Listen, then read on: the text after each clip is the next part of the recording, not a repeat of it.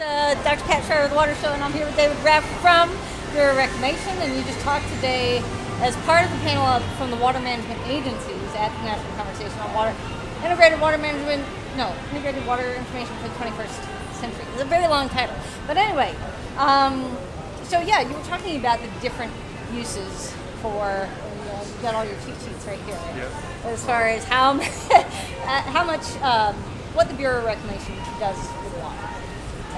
And of course, recreation during sequestration, when all the parks shut down and all the federal agencies shut down, I think that's one of the things people noticed the most was how much we access Bureau of Reclamation, not just for irrigation water.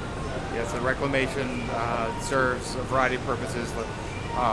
Historically and primarily, we are a deliverer of water supply and hydropower, supplying 15% of the nation's hydropower.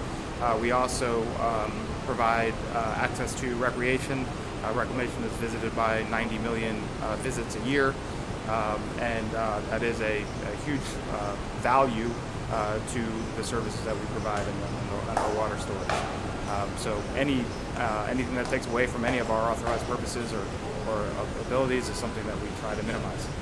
You know, one of the things that has come up over and over again is this idea of how to make water data, water information, water knowledge for decisions more accessible to a broader public. Of course, WaterCitizen, we're thinking not just the agencies and the public office holders and the obvious ones, but you know, business owners and homeowners and just people in our day-to-day lives.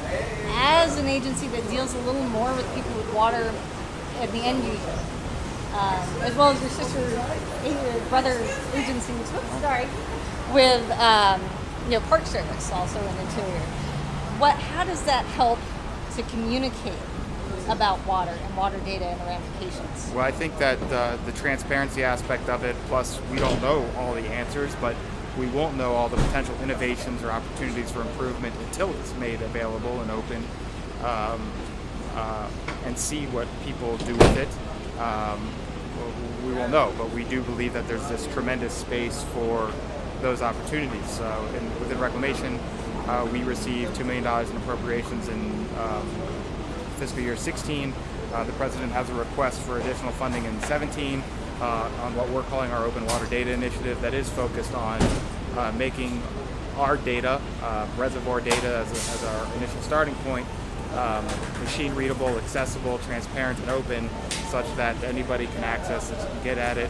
There are other entities throughout the federal community that's trying to do the same thing, again, with the focus on being transparent to our stakeholders, one, so that they can make better decisions, two, spurring innovation, whether it's in the private sector or elsewhere, that may find opportunities to improve water management that we haven't conceived yet.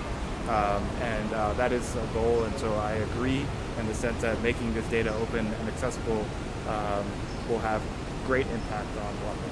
Well, we talk about making water sexy and having fun with water and games with water. I mean, one of the things that you guys do, because you do have stakeholders and people who have to pay back the reclamation projects, that you do a lot of meetings and public meetings and stakeholder meetings and opportunities for people to actually play with these data systems and try out different scenarios.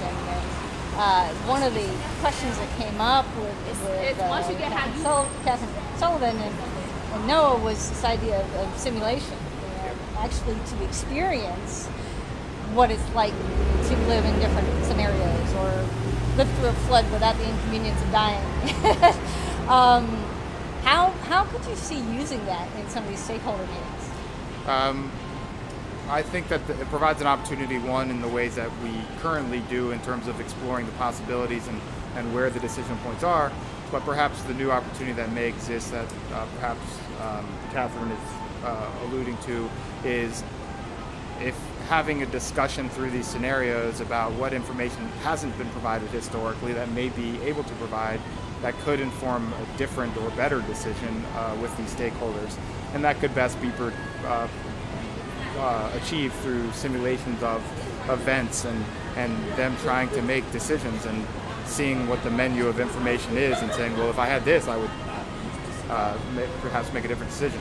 You can't have that because your bridge just flooded out. Well, yeah, you just and don't your know. treatment plant just got knocked out from the flood. Yeah. So, very good. All right, well, thank you very much for your time. Thank you, that was great. Oh, look at that. 5.